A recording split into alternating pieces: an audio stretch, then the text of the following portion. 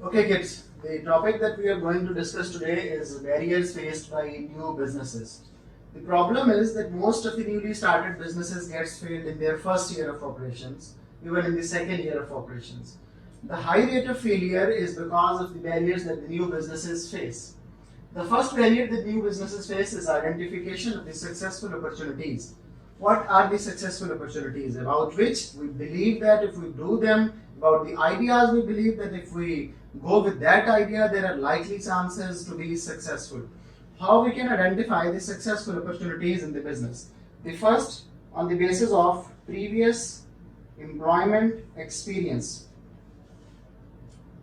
Kids, I'm a teacher since last 16 years. Now, if I start a business of clothing or I start a business of teaching like academy school, in which case there are more chances of being successful? The answer is simple.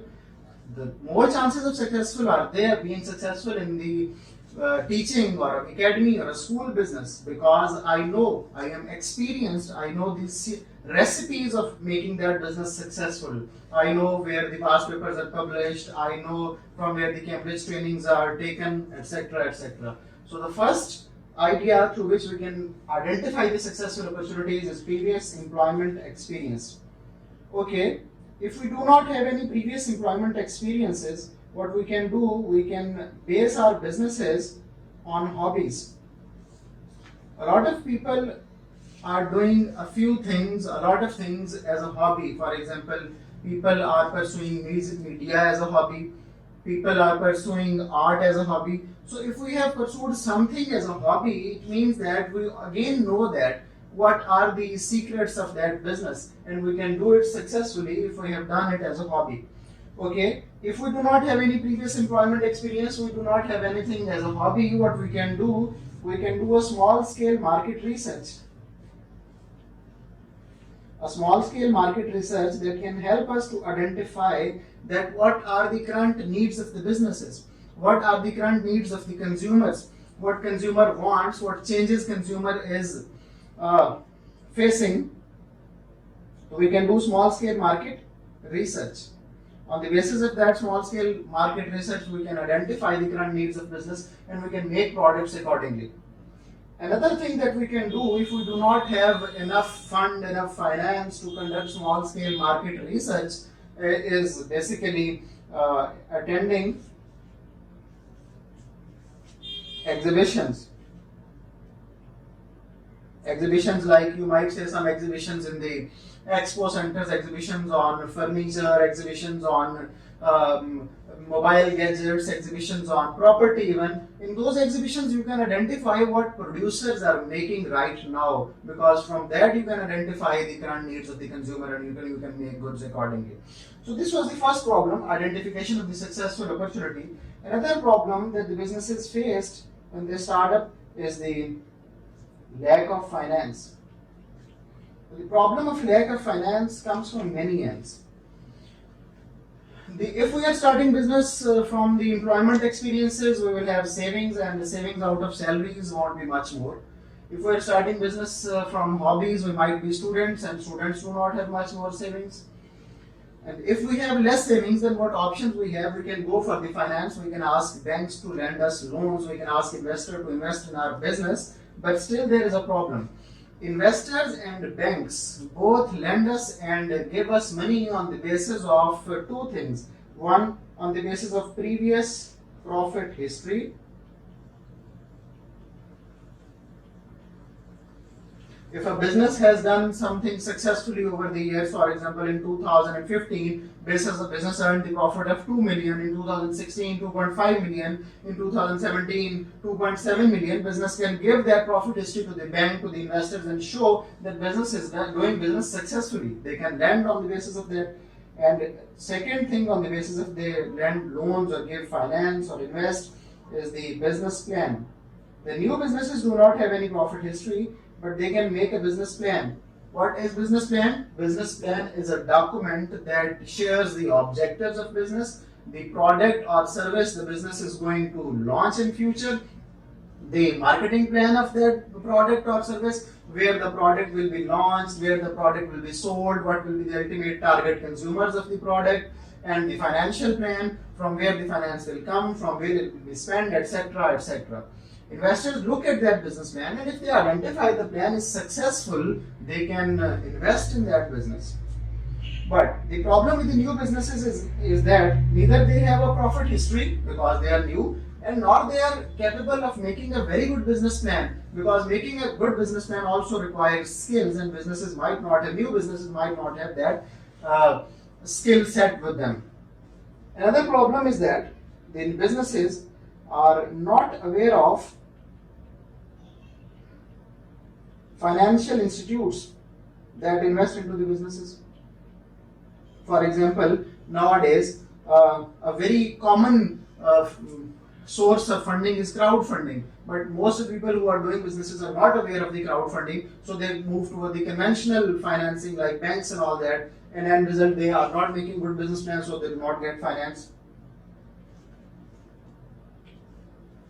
Okay, so there are a lot of non-conventional ways that we'll study in section number 5, how we can finance our business if the conventional financing is not available. The third problem, the third barrier that businesses face is location issues. We have multiple location issues. We have multiple options when we go to the location. The first option we have is in the mid of city, in the center of city. Okay.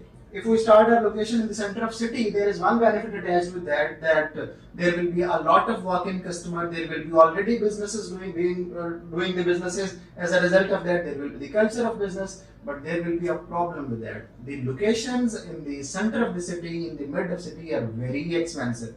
You might find smaller place, you might find parking problems, etc. So what you can do, like metro, what metro has done, away from the city on airport road, for example. Okay. If you set up your location away from the city, you might get a larger location, you might get a larger parking, but you will not find any walk-in customers coming there and buying your product because randomly they were going from there. The fourth, there is another location solution, that is home-based location. What businesses can do, like IT people are doing nowadays, they are working from home-based location. Home-based location is very cheap, almost free of cost. You do not have to pay anything a lot of time directly. But the problem with the home-based location is that home-based locations are, it will be difficult for you to bifurcate family issues from the business issues, and as a result of that, what will happen, there will be a lot of problems, there will be a lot of interference into your businesses. The fourth problem that businesses face is competition. The competitors always make it difficult for new business to operate in the market. For example, you open a retail store in DHA and you invest a lot of amount on the location, you invest a lot of amount on the marketing, you buy a lot of material, a variety of the material for your store, and you start it. After 2 months of your startup, suddenly Alfata starts a retail store over there. What will happen?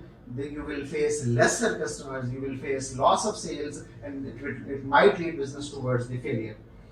Another problem that business faces is the development of customer base. The existing developed businesses always have a customer base that regularly buy products from them. For example, you open a McDonald's franchise somewhere, there it will always be a lot of rush on the drive-through. People will be going and buying McDonald's and they will be enjoying. But for a new business, if a food business starts as a new business, it will take time to develop the customer base. People will taste the food, give their opinions, recommend changes. After that, a loyal customer base will be developed. In the meanwhile, if business is short of funds, it can fail. So development of customer base is again a problem. And the sixth and one of the very major problem is the market dynamics.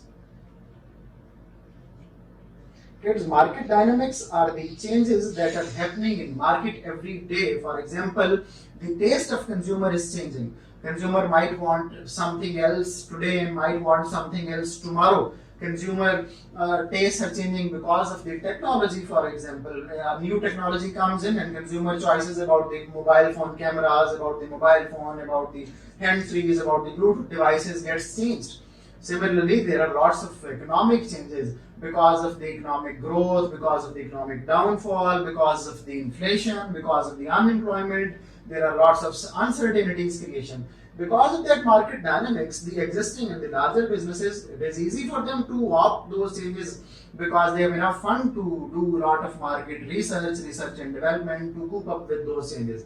But for the new businesses, it's really difficult because they are already in shorter funds. If market dynamics get changed, consumer now want a new, different, more developed product, it will be difficult for them to cope up that change, and it will become barrier to the new businesses, barrier to the entrepreneurship.